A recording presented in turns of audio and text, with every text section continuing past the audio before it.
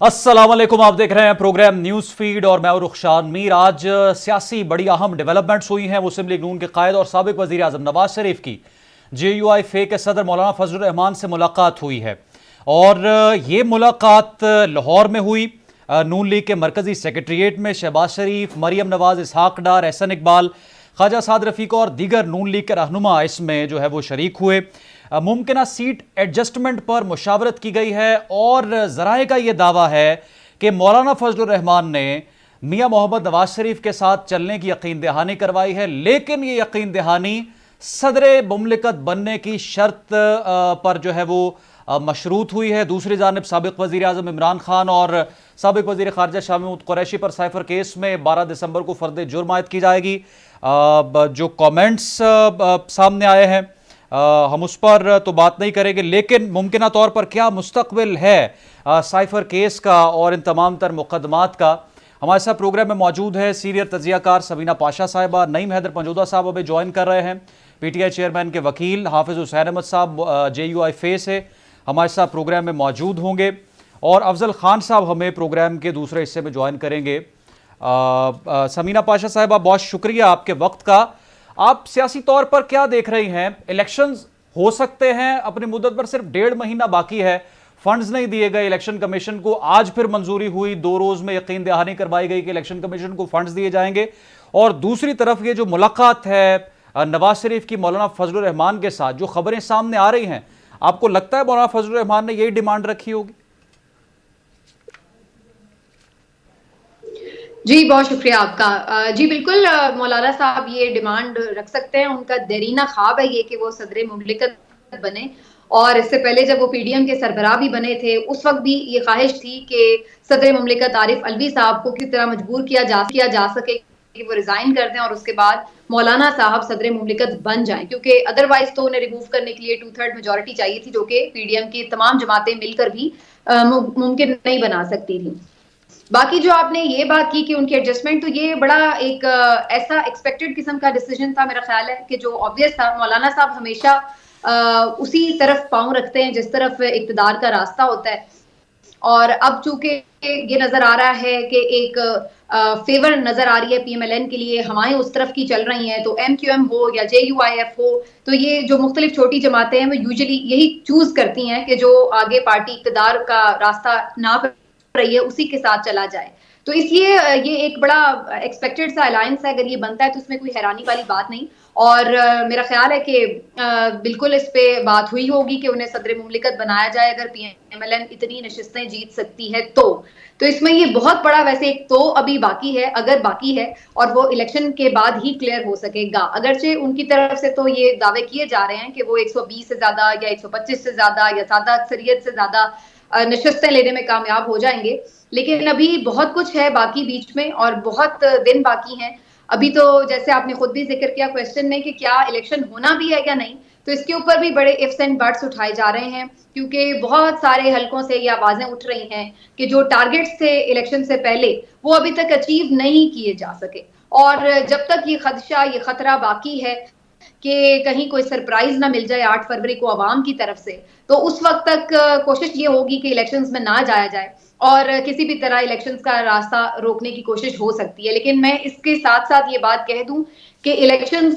करवाना अभी भी बहुत जरूरी है और इसके लिए आपको मालूम है कि एक हमारी अपनी भी जो मजबूरी है इंटरनल, वो तो अपनी जगह, लेकिन उसके साथ साथ जो आपकी इंटरनेशनल कमिटमेंट्स हैं उसकी वजह से भी बड़ा आपके लिए मुश्किल है इसको किसी भी तरह से अवॉइड करना कि आप इलेक्शन मजीद डिले करें। तो प्रेशर्स हैं और इन प्रेशर्स के होते हुए उससे पहले पूरी कोशिश की जाएगी कि चीजें इस तरह से मैनेज कर ली जाएं कि जो एक्सपेक्टेड रिजल्ट्स हैं उनको किसी तरह से भी वो बनाया जाए जो कि काबिल कबूल रिजल्ट्स हो सकें।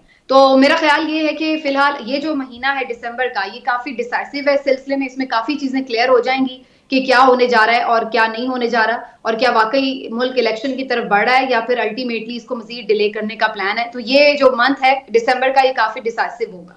हमारी पॉलिटिकल हिस्ट्री, अगर हम सिर्फ गुज़श्ता 2 इंतखाबात का ही देखें तो अब इलेक्शंस होते हैं, फिर उस पर सवाल उठते हैं, फिर कभी प्राइम मिनिस्टर को सिलेक्टेड कहा जाता है, कभी उसके खिलाफ धरना दिया जाता है, कभी नताइज को कबूल करने से जो उनके सियासी मुखालफीन है वो इख्तलाफ करते हैं। अब इस वक्त तो पाकिस्तान पीपल्स पार्टी ना सिर्फ इलेक्शंस की क्रेडिबिलिटी पर सवाल उठा रही है, बल्कि बिलावल भुट्टो साहब ने तो ये इशारा दिया कि हम धरना देंगे, एहतजाज करेंगे।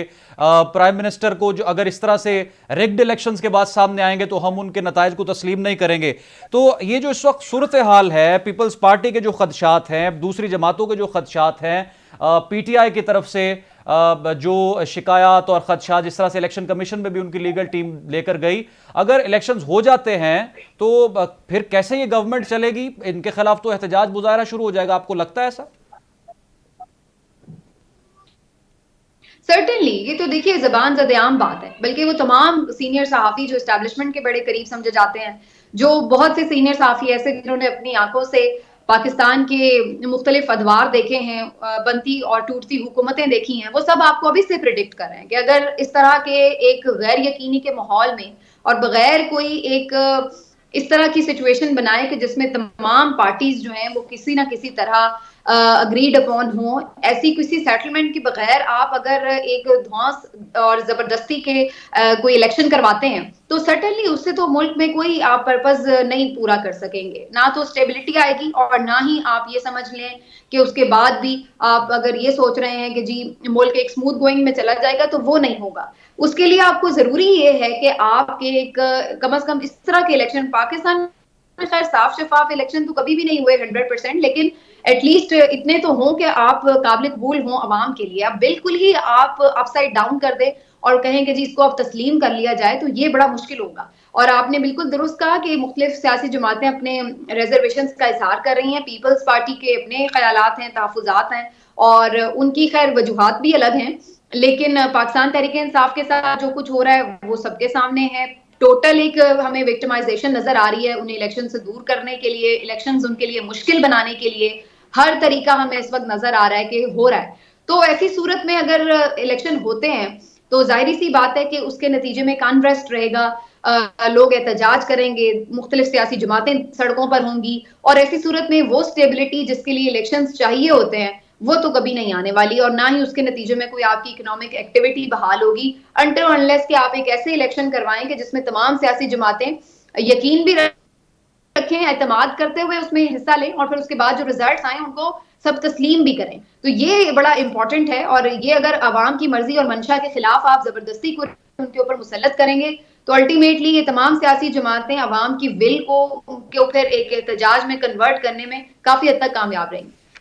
ठीक है, हाफिज हुसैन अहमद साहब ने JUI फेज से हमें ज्वाइन किया। हाफिज साहब बहुत शुक्रिया आपके वक्त का। मुलाकात हुई है आज बड़ी इंपॉर्टेंट मियां मोहम्मद नवाज से और फजलुर रहमान साहब के दरमियान। खबरें ये हैं कि मौलाना फजलुर रहमान ने कोई डिमांड रखी है या उन्होंने इशारा दिया है कि अगर हुकूमत बनती है तो सदर उनको बनाया जाएगा, सदर के कैंडिडेट वो होंगे, सीट एडजस्टमेंट पर बातचीत हुई है।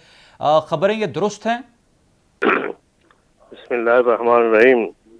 देखिए, जब भी दो सियासतदान मिलते हैं तो सियासत पर और हालात हाज़िरा पे बातचीत होती है और ये तो सदारत और दीगर मामला तो बहुत ही कबल वक्त है। इस वक्त सबसे बुनियादी मसला मैं समझता हूँ कि इंतखाबात की शेड्यूल और इंतखाबात का इनेकाद है। तो ये जो बात पे फैलाई जा रही है इसमें कोई हकीकत नहीं है। जो भी बातचीत होती है वो सियासी तौर पे होगी, जब इसका वक्त आएगा तो उस पर गौर किया जाएगा सदारत के हवाले से। ठीक है, PTI के वफ्द की भी मुलाकात हुई थी मौलाना फजलुर रहमान से और इमरान खान के वकला की जानिब से एक पैगाम भी भेजा गया था मौलाना फजलुर रहमान के थ्रू के दूसरी सियासी जमातों के साथ मुफाहमत या इस्टेब्लिशमेंट के साथ मुफाहमत। तो इस हवाले से भी JUI फे मौलाना फजलुर रहमान को किरदार अदा करने का सोच रहे हैं या सोच सकते हैं? ये तो जी उनसे पूछिए, वो लोग तशरीफ लाए थे। जाहिर है घर पे आने वाले को तो नहीं रोका जा सकता है। तो अगर सियासत में और सियासी माहौल में जो है कोई चीज़ हरफ आखिर नहीं है, और आपने देखा होगा कि एक दौर ऐसा था कि सब इकट्ठे थे, आज मुख्तलिफ जो इकट्ठे हुकूमत में थे आज मुख्तलिफ बातें कर रहे हैं। तो सियासत में ये हरफ आखिर नहीं है और अगर इंतखाबात नहीं होते, कोई शेड्यूल नहीं आता अल्लाह न करे, तो मुमकिन है कि सारी सियासी जमातें मिलकर ही जद्दोजहद करें। इस तरह ARD बनी, MRD बनी या PDM बनी, इस तरह मुमकिनात में से है ये चीज़। ठीक है, तो मुस्तकबिल में JUI-FA की तरफ से कोई ऐसी हिकमत अमली नहीं सामने आ सकती कि PTI और नून लीग या दूसरी जमातों के दरमियान भी कोई मुफाहमत का किरदार अदा करें? अभी तक कोई ऐसी आपके साथ लीडरशिप की कोई गुफ्तगू नहीं हुई? नहीं, अभी तक इस हवाले से कोई सालिसी का किसी ने किरदार हमें दिया नहीं है। जब वो देंगे तो उस पर फिर बात हो सकती है। ठीक है।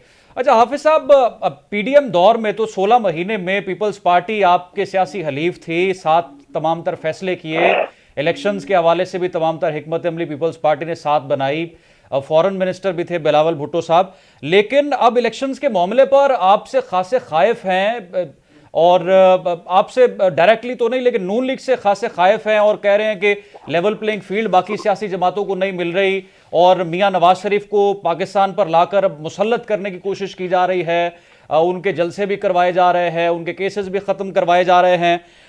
पीपल्स पार्टी के जो खदशात हैं नून लीग को लेकर, आपको क्या लगता है, गलत हैं ये खदशात? मेरे ख्याल में ये सवाल मुझसे बनता ही नहीं है। पीपल्स पार्टी के अहम रहनुमा भी मौजूद है, दरखुरदार बिलावल भी है, दूसरे वो उनसे पूछा जा सकता है।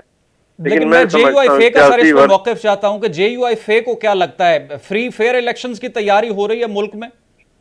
देखिए, हम तो चाहते हैं कि फेयर इलेक्शन हो और इलेक्शन का शेड्यूल आ जाए। ये तो तमाम पार्टियां चाहती हैं, पीपल्स पार्टी भी यही बात करती है, मुस्लिम लीग नून भी करती है। अब जहां तक पीपल्स पार्टी का है कि किसी एक को नवाजा जा रहा है या नवाज शरीफ के हवाले से बात कर रहे हैं, तो मैं समझता हूं बेहतर अंदाज है कि वो खुद उनका जवाब दे सकेंगे। एक सियासी वर्कर की हैसियत से मैं ज़ाती मेरी राय ये है कि ये नामुनासिब है। आप इस हद तक इख्तिलाफ करें कि कल बैठते हुए कम से कम खिफत एक दूसरे को महसूस न हो। ठीक है, आपको समीना पाशा साहिबा क्या लगता है कि इस वक्त वाकई मियां नवाज शरीफ को जो है वो एक्स्ट्रा कुछ सपोर्ट किया जा रहा है, बाकियों को दीवार के साथ लगाया जा रहा है और फ्री एंड फेयर इलेक्शंस को लेकर जो खदशात हैं बाकी सियासी जमातों के वो दुरुस्त हैं, बिलखुसूस PTI पाकिस्तान पीपल्स पार्टी? बिल्कुल, और मुझे ये नहीं समझ में आया कि PTI अगर आपके मुंह से निकल आया तो आप उस पे चौंक क्यों गए और उसको करेक्ट क्यों करें। सर्टेनली PTI एक बड़ी सियासी जमात है और उसके तहफ्फुज़ात को एड्रेस किया जाना चाहिए, नंबर 1। नंबर 2 ये कि बिल्कुल पाकिस्तान पीपल्स पार्टी हो, आज MQM ने भी बड़े सवाल उठाए हैं। उन्होंने इलेक्शन कमीशन में बाकायदा बहुत संगीन इल्जामात लगाए हैं कि पाकिस्तान पीपल्स पार्टी के हक में उन्होंने हल्का बंदियां जो की हैं उससे उनको बहुत नुकसान पहुंचा है। तो MQM के अपने तहफ्फुज़ात हैं, पीपल्स पार्टी और PTI के अपने तहफ्फुज़ात हैं। PMLN कोशिश करती है कि वो भी कोई तहफ्फुज़ात जनरेट करे, लेकिन फिलहाल हालात मुवाफिक नहीं है इस बात के कि वो ये कहें कि हमें कोई तहफ्फुज़ात हैं और सब यकीन कर लें, क्योंकि सब देख सकते हैं कि इस वक्त हो क्या रहा है। जिस तरीके से मियां साहब वापस आए हैं, जिस तरीके से उनका जलसा हुआ है, जिस तरीके से उनका एयरपोर्ट पे बायोमेट्रिक हुआ है, जिस तरीके से उनकी अपीलें फौरी तौर पर समाअत के लिए मुकर्रर हुई हैं, जिस तरीके से नैब ने उनके केसेस पर बिल्कुल हाथ खड़े करके कह दिया कि जी हमें तो कुछ पता ही नहीं, हमारे पास तो कुछ है ही नहीं, हमें तो गिरफ्तार भी नहीं करना, हमें तो केसेस चलाने भी नहीं है, हमारे पास तो कोई मटीरियल ही नहीं है। तो जो उन्होंने बिल्कुल हाथ झाड़ दिए वो भी सबने देखा, जिस तरह से उनकी बरियत हुई वो भी सब देख रहे हैं, और एक आध जो केस में बाकी रह गया वो भी 7 तारीख को उनकी बरियत हो जाएगी, तो वो भी सब देख रहे हैं। तो ये आपके ख्याल से सब इतना नेचुरल है कि ये अचानक से इस तरह से होता चला जा रहा है और किसी को नजर नहीं आ रहा? अगर हम अपनी बात ना भी करें तो आप इंटरनेशनली भी देख सकते हैं कि ये क्वेश्चंस उठ रहे हैं। अभी 2-1 दिन पहले गार्जियन में एक आर्टिकल छपा है, अगर आप उसको देख लें तो उसमें भी यही बात लिखी हुई है कि किस तरह से इलेक्शन कमीशन और PMLN ऐसा लग रहा है कि एक बाकायदा गठजोड़ से इलेक्शन को रिग करने के प्लान्स कर रहे हैं, या इलेक्शन कम से कम मुतनाज़े तो होने जा रहे हैं।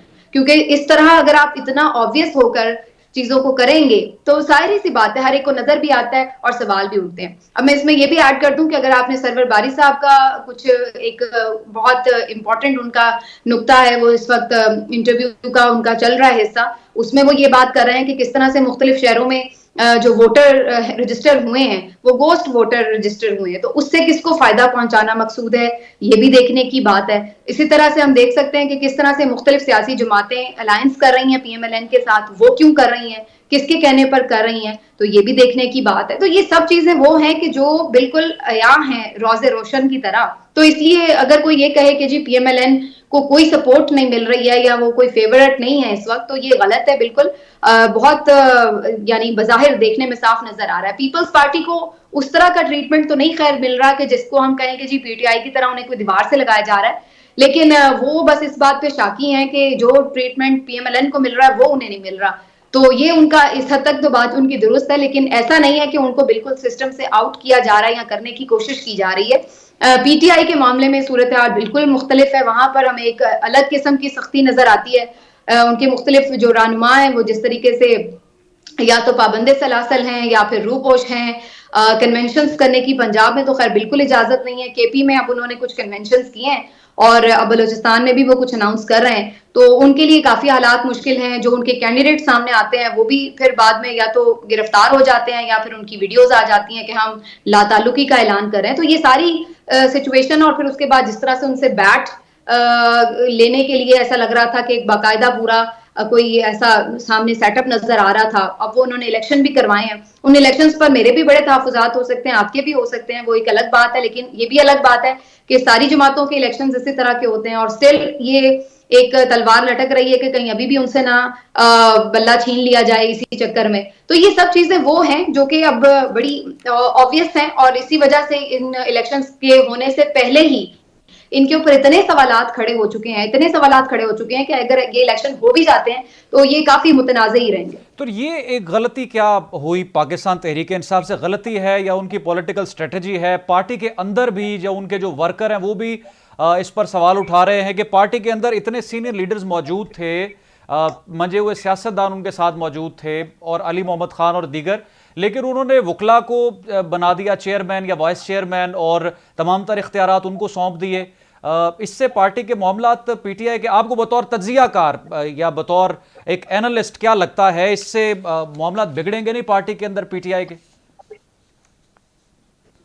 अंदर? तो शायद उतने ना बिगड़े, क्योंकि जो बाकी बची कुची पाकिस्तान तहरीक इंसाफ है उनको मेरा नहीं ख्याल है कि इस बात से कोई इस वक्त प्रॉब्लम है कि बैरिस्टर गौहर क्यों बन गए हैं नए चेयरमैन। और जहां तक ये बात है कि अगर इंडिपेंडेंटली भी हम इस बात का जायजा लें कि क्या पीटीआई को कोई और उम्मीदवार बनाना चाहिए था, अगर देखिए नॉर्मल हालात में ये इलेक्शन होते तो बिल्कुल इस बात से अग्री किया जा सकता है कि बिल्कुल पाकिस्तान तहरीक इंसाफ अपने पुराने साथी और मंझे हुए सियासतदानों को आगे लाती और उनको बिल्कुल आगे इलेक्शंस के लिए खड़ा किया जा सकता था। लेकिन जिन हालात में ये इलेक्शंस हुए उनको आप बिल्कुल इग्नोर नहीं कर सकते, ये बड़े इंपॉर्टेंट हालात हैं जिसमें हम देख सकते हैं। अब मैं आपसे अगर सवाल करूं कि आपके जहन में सबसे पहले कौन से उम्मीदवार आते हैं कि अगर इमरान खान ना होते तो किसका नाम होता, तो आप कहते शाह महमूद कुरैशी होते या चौधरी परवेज इलाही होते या फिर अली अमीन गंडापुर या उधर से अली मोहम्मद खान साहब होते। तो यही 4-5 अब बड़े नाम रह गए हैं पाकिस्तान तहरीक इंसाफ के पास। अदरवाइज तो जितनी आपकी लीडरशिप थी, जैसे असद उमर साहब थे या बहुत सारे दीगर जो अब छोड़ चुके हैं पार्टी, तो इनको तो आप अब नहीं ला सकते, तो यही आपके पास लीडरशिप रह गई थी। अब इनमें से आप मुझे बता दीजिए, शाह महमूद कुरैशी साहब ऑलरेडी जेल में है, तो वो जेल में रहते हुए किस तरह से मामलात को चलाते हैं, उनके अपने ऊपर केसेस हैं जिसके ऊपर अगर उन्हें सजा हो जाती है तो वो भी कन्विक्टेड होते हैं, फिर पार्टी चेयरमैन कौन होता। इसी तरह से परवेज इलाही साहब का मामला है, इसी तरह से शाह महमूद कुरैशी साहब का मामला है, इसी तरह से असद कैसर साहब का मामला है। तो फिर कौन सा ऐसा पार्टी रहनुमा है जो कि इस वक्त जेल से बाहर भी है और उसके ऊपर कोई मुकदमा नहीं है और वो बड़े आराम से चेयरमैन बन जाता और पार्टी चलाता? तो ये जहां सवाल होता है वहां पे हमें ग्राउंड रियलिटीज को भी देखना है। इमरान खान साहब समझते थे कि ये -1 करने का एक प्लान है और उन्होंने उसको उसी तरीके से डील किया है। एक उन्होंने बिल्कुल डमी सा चेयरमैन बनाया है और उन्हें मालूम है कि वो उसी तरह से एक्ट करेंगे जैसे इमरान खान साहब उनको डायरेक्शंस देंगे और जब इमरान खान साहब उन्हें कहेंगे वो पार्टी की क़यादत छोड़ भी देंगे फौरन। और ये भी है कि वो उस तरह से उनका वो एक लेवल भी नहीं है सियासत में, कद काठ उस तरह का नहीं है कि जिसकी वजह से वो कोई अपने तौर पर कुछ सरप्राइज देने की अहलियत रखते हो। तो ये सब चीजें देखते हुए इमरान खान साहब ने जो उनकी एक चाल थी बस उसको उसी तरह से पलटने की कोशिश की है। इसका मतलब ये नहीं था कि वाकई कोई फ्री एंड फेयर पार्टी में इंट्रा पार्टी इलेक्शन होने थे, बल्कि जो एक टेक्निकल -1 हुआ है तो वो टेक्निकल -1 को उन्होंने टेक्निकली हैंडल किया है कि कम से कम बैट का निशान बच जाए। लेकिन ये तनकीद जो है जिसके ऊपर मैंने अभी आपको डिटेल में बताया कि कोई और पार्टी तो कौन होता, कोई किसी से पूछ लें आप। ठीक है, बहुत शुक्रिया समीना पाशा साहिबा। और हमारे साथ मौजूद हैं JUI हाफिज हुसैन अहमद साहब। गुफ्तगू का सिलसिला जारी रहेगा नाज़रीन, वक्त हुआ एक ब्रेक का, हमारे साथ रहिए।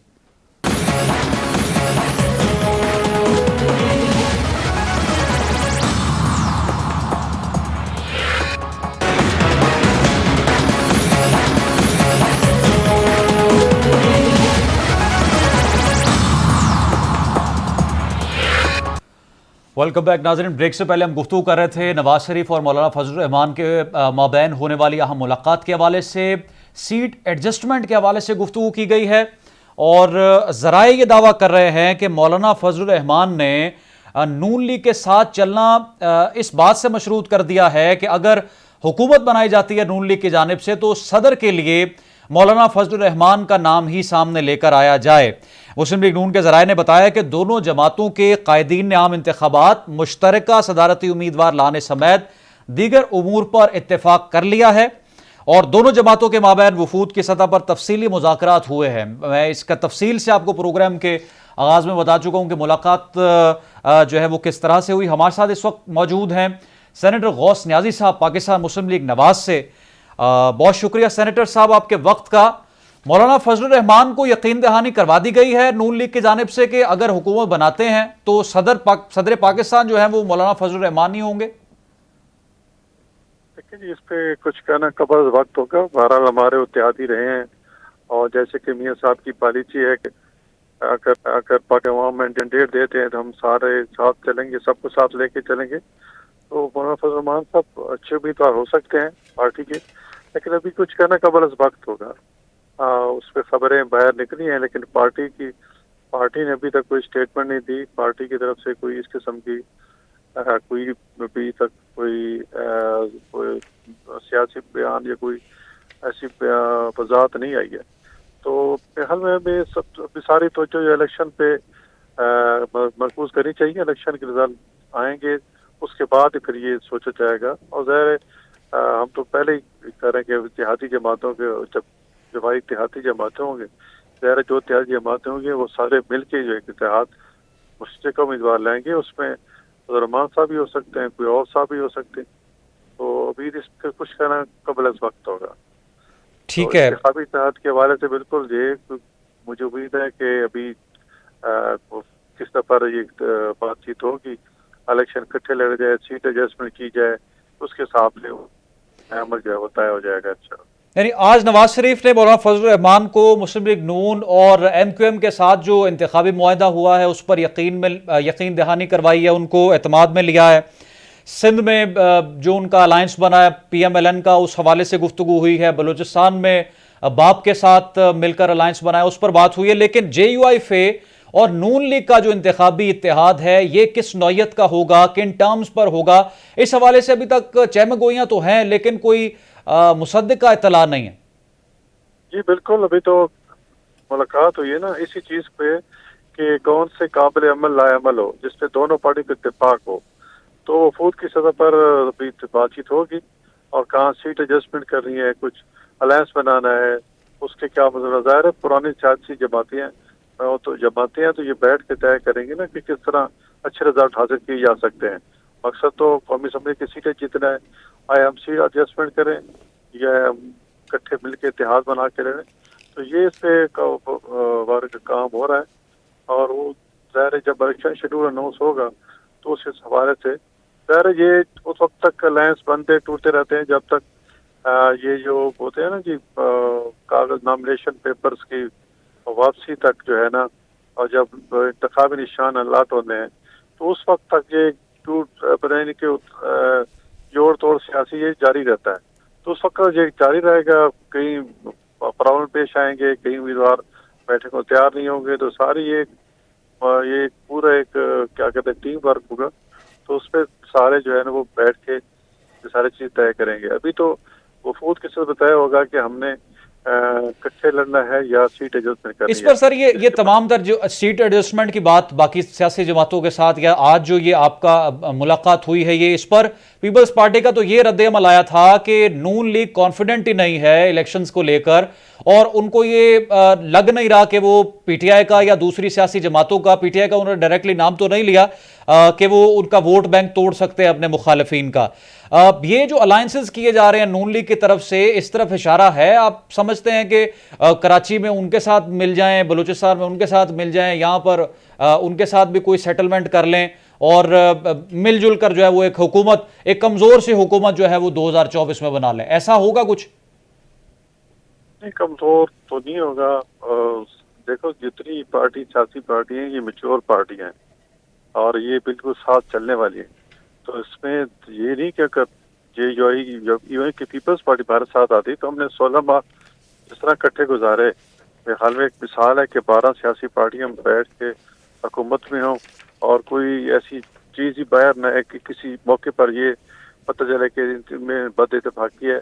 हमेशा एक ये तो जो वज़ीर आज़म होता है या जो उस ग्रुप का या अलायंस का जो लीडर होता है, वो सबको उसमें ऐसी सलाहियत होनी चाहिए कि सबको साथ ले चले। भी शहबाज साहब पार्टी को साथ ले चले, उसने एस्टेब्लिशमेंट को भी साथ ले चले। तो ऐसे लीडर की हमेशा ज़रूरत रही है और नवाज शरीफ साहब इससे भी ज़्यादा जो है वो इस कभी पहले उन्होंने 2014 में जो एक धमाका हुआ था, धमाका सारी वो जो आर्मी पब्लिक स्कूल का वाक़या हुआ था, जी सर। तमाम सियासी पार्टी के इमरान खान जो कंटेनर में खड़ा था उसको भी बुलाया, तो फिर आए सारा एक लाएमल बना और फिर मुल्की साहिल जो है ना वो अलायंस से और सबको मिलके चलना होगा, तब जाके ये हाल होंगे। हमारा जो अभी तो लोग ये बात कर रहे हैं। ठीक है जी सर। तैमूर तालपुर साहब ने हमें ज्वाइन किया, सेनेटर साहब पाकिस्तान पीपल्स पार्टी से। तालपुर साहब आपके वक्त का बहुत शुक्रिया। ये अलायंस जो मुस्लिम लीग नवाज का बन रहा है, ना सिर्फ सिंध बलूचिस्तान तमाम सूबों में, वो तो इसको एक बासलाहियत लीडर करार दे रहे हैं। आप कह रहे हैं कि वो किसी और कुव्वत का सहारा लेने में जा रहे हैं और इलेक्शन की क्रेडिबिलिटी पर सवालात उठा रहे हैं। वो कह रहे हैं कि हम तमाम स्टेक होल्डर्स को पॉलिटिकल और नॉन पॉलिटिकल साथ लेकर चल रहे हैं और हम इलेक्शंस जीतेंगे। आपका इससे बिल्कुल इख्तलाफ है, क्यों सर? भी नहीं कहा कि वो इलेक्शन नहीं जीतेंगे। मैं समझता हूँ नून लीग अपनी सीट्स जो है, जिनका हमें पता है कौन सी सीट्स जीत रही है, वो ऑफ कोर्स जीतेंगे। पाकिस्तान पीपल्स पार्टी की अपनी सीटें हैं, वो पाकिस्तान पीपल्स पार्टी जीतेंगी। आपने देखा कि सिंध में एक अलायंस बनी जो कि कमजोरी की अलामत होती है। सारी जमातें एक तरफ, पाकिस्तान पीपल्स पार्टी एक तरफ, और फिर भी आपको और मुझे ये पता है कि पाकिस्तान पीपल्स पार्टी स्वीप करेगी, सिंध को सिंगल लार्जेस्ट मेजॉरिटी होगी और शायद ही कोई ऐसी सीट हो जो पाकिस्तान पीपल्स पार्टी सिंध में ना जीत सके। अगर आप बात करते हैं बलूचिस्तान की, तो पहले एक तरफ टिल्ट था, काफी लोग हमारे पास आए, उन्होंने बिलावल हाउस में प्रेसिडेंट जरदारी साहब के पास अपनी हाजिरी लगाई, पार्टी ज्वाइन करने की दरख्वास्त की, उन्हें कबूल की, पर फिर उनको हमारे से डाइवर्ट कर दिया गया और उन्हें भेजा गया नून लीग की तरफ। वो खुशी से नहीं गए, पर उसके बावजूद आपने देखा कोयटा में जलसा हुआ, शानदार जलसा हुआ। उस जलसे के बाद बहुत सारे इलेक्टेड्स ने, एक्स चीफ मिनिस्टर ने, एक्स मिनिस्टर्स ने, MNAs, MPs ने पाकिस्तान पीपल्स पार्टी ज्वाइन की। यानी कि अगर आप देखते हैं लोकल गवर्नमेंट में भी, तो लोकल गवर्नमेंट की भी मेजॉरिटी जो सीट्स हैं वो डिस्ट्रिक्ट काउंसिल्स पीपल्स पार्टी ही बलूचिस्तान से भी जीत के आई थी। South Punjab Pakistan peoples party का स्ट्रॉन्ग होल्ड है और बहुत से ऐसे चेहरे हैं जिनको रोका जा रहा है पीपल्स पार्टी ज्वाइन करने से, पर वो ज्वाइन करेंगे मेरे ख्याल से अनकरीब। आप वो भी आवाजें सुनेंगे। तो ऑफकोर्स जमीनी जो हकायक है उनको देखना पड़ेगा। हम भी ये समझते हैं कि आगे जाके अलायंस को भी, हम भी ये समझते हैं इलेक्शन के बाद साथ बैठना होगा। जो इस मुल्क के हालात हैं उनको टैकल करने के लिए, उनको दुरुस्त करने के लिए हर किसी को साथ बैठ के अपना सर जोड़ना पड़ेगा और इस मुश्किल, इस अजाब जिसमें इमरान नियाजी ने इस मुल्क को डाला था, उससे हम मिलकर इंशाल्लाह निकालेंगे। ठीक है। साउथ पंजाब की आपने बात की, साउथ पंजाब से तो जो पीपल्स पार्टी के प्रेसिडेंट हैं सैयद अहमद महमूद मखदूम, उनका भी स्टेटमेंट है कि यहाँ पर PTI का वोट बैंक 70% है और बाकी वोट बैंक तमाम सियासी जमातों का है। पीपल्स पार्टी साउथ पंजाब में या पंजाब में क्या सियासी अपना मुस्तकबिल देख रही है? और अलायंस को आप तो कमजोरी करार दे रहे हैं, लेकिन नून लीग इसको फतह करार दे रही है और इंतखाबी तौर पर तो मजबूत होते हुए दिखाई दे रहे हैं। तालपुर साहब, छोटा सा एग्जाम्पल दे दूं, PTI और नून लीग दो ऐसी जमातें हैं जिनका मिलाप आपस में ना बनता है, ना सियासी है, बल्कि एक गैर फितनी किस्म का है। पर आपने उमरकोट में नवाब यूसुफ तालपुर, मेरे वालिद इलेक्शन में खड़े हुए थे, वहां पर PTI, पिछली जनरेशन की बात कर रहा हूँ, PTI और नून लीग ने मिल के MQM के साथ, जमायत के साथ उनका मुकाबला किया। शाह महमूद कुरैशी साहब को वोट दिया नून लीग ने वहां पर खुलेआम, और उसके बाद 65,000 की लीड से नवाब यूसुफ तालपुर साहब जीते। तो ये मिलाप इनका जो है, ये बिल्कुल मिल जाए, आपस में PTI को भी मिला दें, पर सिंध के अंदर ये कुछ भी नहीं कर सकते हैं। हाँ, यस, पंजाब में हमारा मुकाबला है, टफ मुकाबला है, और जो सिचुएशन है वो चेंज हो रही है। जो मैं समझता हूँ मेजोरिटी वोट वहाँ पर है, वो नून लीग को पसंद नहीं करते, वो नून लीग को वोट नहीं देना चाहते। पहले भी पाकिस्तान पीपल्स पार्टी को जबरदस्ती आउट किया गया था पंजाब से, जिस तरह किया गया था वो आपको मुझे बड़ा कल की तरह याद है। तो अब हमने अपना कमबैक किया है, प्रेसिडेंट जरदारी स्टेशन है आज भी लाहौर में, और इंशाल्लाह ताला आपको बड़े अच्छे रिजल्ट हम ला के देंगे। और इलेक्शंस पर एतमाद का इजहार है आपको? जरदारी साहब को एतमाद है इलेक्शन कमीशन पर, बिलावल साहब को अदम एतमाद है। निगरान हुकूमत पर जो कमेंट्स जरदारी साहब के हैं वो मुख्तलिफ हैं, बिलावल साहब के मुख्तलिफ हैं। पीपल्स पार्टी का एक्चुअल वर्जन क्या है इस तमाम तर इलेक्शन प्रोसेस को लेकर? बिल्कुल हमारा इलेक्शन कमीशन में पे एतमाद है, हमारा इलेक्शन कमीशन पे भरोसा है, पर ये चीज भी जहन में रखी जाए कि हमें लेवल प्लेइंग फील्ड नहीं दी जा रही है। और जरदारी साहब का कहना है कि हमने हमेशा ऑड्स के खिलाफ मुकाबला किया है, हम ऑड्स के खिलाफ लड़े हैं, हम बगैर लेवल प्लेइंग फील्ड के मिले हुए भी हम इलेक्शन जीते हैं, और इसलिए हम अपना एतमाद बरकरार रखेंगे और इंशाल्लाह ताला उम्मीद रखते हैं कि एक अच्छा रिजल्ट लेके आएंगे। जी, सेनेटर गौस नाइस साहब, गुफ्तगू आप सुन रहे हैं तालपुर साहब की।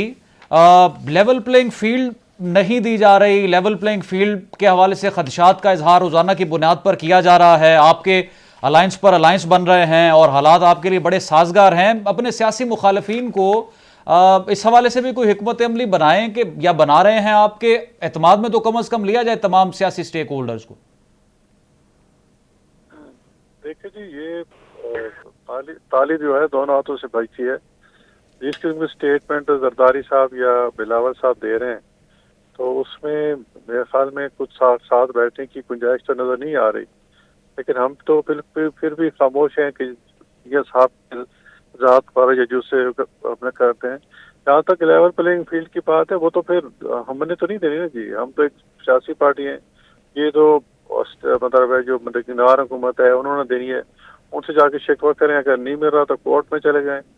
मुझे समझ नहीं आती, रोजाना की बेस पे जलसे होते हैं, सबसे मिलते हैं और लेवल प्लेइंग फील्ड की बात करें। बाकी तमाम सूबों में जो बल्दियाती निज़ाम है वो इनएक्टिव है।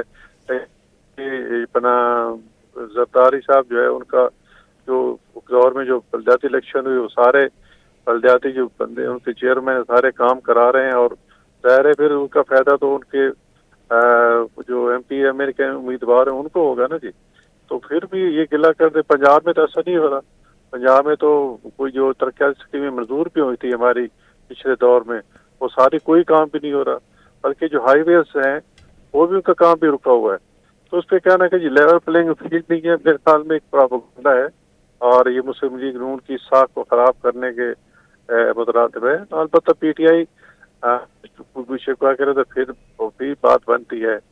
और लेकिन इसके आप देखें कि उनको भी चेयरमैन, उनका चेयरमैन साहब का चेयरमैन है, उसके बयानात जिस तरह BT पे आ रहे हैं, तो मुझे समझ नहीं आती कि लेवल प्लेइंग फील्ड के सिवा 9 मई के जो उनके बंदे हैं, जो 9 मई के वाक़यात में मुलविस हैं। देखो, जब तक वो अपने कोर्ट से मामलात नहीं ठीक क्लियर कराते, उनको किसी वक्त इलेक्शन में हिस्सा नहीं लेना देना चाहिए। उसकी वजह यह है कि उन्होंने रियासत पे हमला किया है, और रियासत पे हमला जो है वो नाकाबिल बर्दाश्त है। वो अपने आप को अगर समझते हैं, वो भी बताएं तो कोर्ट से क्लियर करें और मैदान में रहने। बाकी जो उनकी मेंबर जो उनको क्या आदत है, नाज़रीन, कल दोबारा होगी आपसे। रुखसान मीर को दीजिए इजाजत। अल्लाह हाफ़िज़।